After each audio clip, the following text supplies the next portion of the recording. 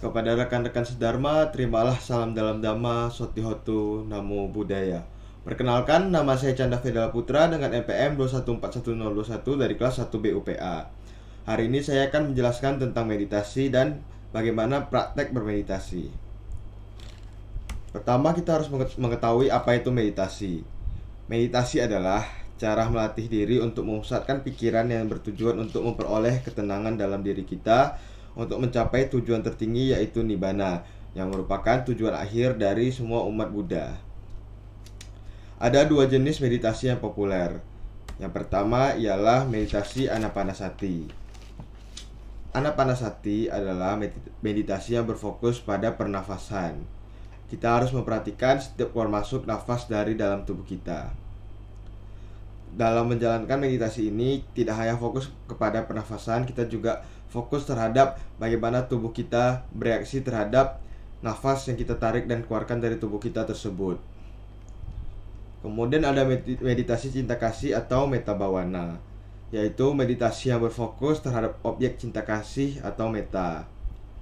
Untuk menjalankan meditasi ini, kita tidak perlu mengetahui bagaimana kisah hidup Buddha ataupun ajaran-ajaran Buddha lainnya, karena metta atau cinta kasih tersebut adalah sifat bawaan sejak lahir. Karena semua makhluk sejak lahir pastinya mengetahui cinta kasih karena belum terekspos terhadap kehidupan. Untuk menjalankan meditasi ini, kita dapat memikirkan suatu objek yang berkaitan dengan cinta kasih. Salah satu yang sering digunakan ialah memikirkan dan melantunkan semoga semua makhluk hidup berbahagia di dalam pikiran kita selama berulang-ulang kali. Setelah itu, kita dapat mengetahui apa itu manfaat meditasi. Ada beberapa manfaat meditasi. Yang pertama yang sudah saya sebutkan sebelumnya, yaitu mencapai Nibbana. Nibbana adalah tujuan akhir dari semua umat Buddhis. Sehingga dengan melatih meditasi setiap harinya, pelan-pelan kita dapat memperdekat kita dengan tujuan akhir kita tersebut. Yang kedua ialah mengembangkan pikiran. Dengan melakukan meditasi, kita dapat mengembangkan pikiran-pikiran kita menuju ke arah yang positif. Dan terutama apabila kita berpikir seperti hal-hal yang berkaitan dengan kisah Sang Buddha, hal tersebut akan berdampak positif bagi pengembangan pikiran kita ke depannya. Yang ketiga ialah menambah karma baik. Apabila kita berpikir positif dalam menjalankan meditasi tersebut, lama-kelamaan kita akan memupuk karma baik yang akan berdampak sangat baik bagi diri kita. Kemudian kita melatih fokus. Dengan memperhatikan nafas kita, setiap kita melakukan meditasi, kita melatih fokus yang tidak hanya membantu kita ketika dalam melakukan bermeditasi, tetapi juga dalam kehidupan keseharian kita. Yang kelima ialah menghilangkan stres. Tentunya bagi semua orang dalam kehidupannya akan menghadapi stres dalam kesehariannya. Dengan menjalankan meditasi tersebut, maka stres tersebut dapat memudar. Kemudian kita dapat mempelajari tentang bagaimana cara bermeditasi agar dapat kita praktekkan. Sebenarnya ada 4 cara meditasi, yaitu duduk, berdiri, baring, berjalan. Namun di video ini saya akan menjelaskan tentang meditasi duduk. Caranya sangat mudah, yaitu yang pertama, duduk bersila dengan tegap. Pastikan Anda berada di ruangan yang nyaman dan sunyi sehingga Anda dapat fokus dan tidak terdistraksi.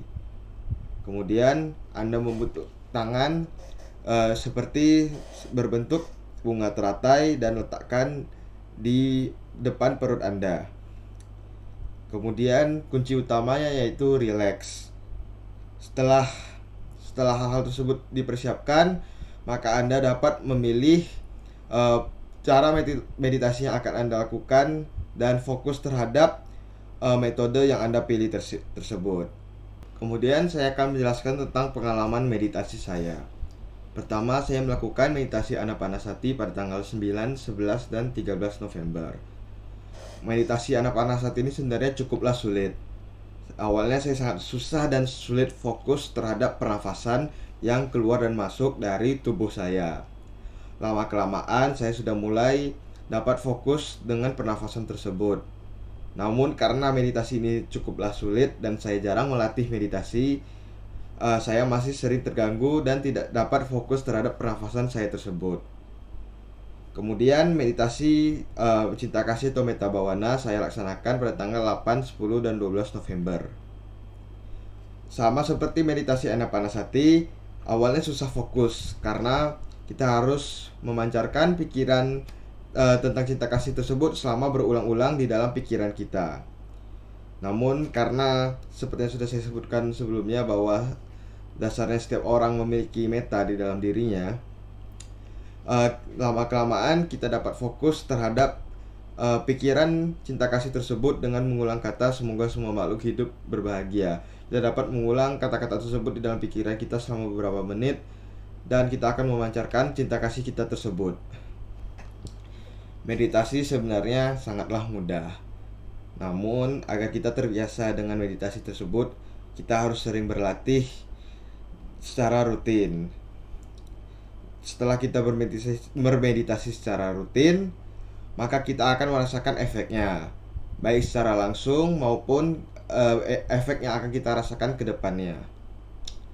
Semoga dengan adanya video ini, kita semua dapat mulai berlatih meditasi agar dapat menjadi bagian dari keseharian kita. Saya tutup dengan ucapan Sotihotu Namo Buddhaya.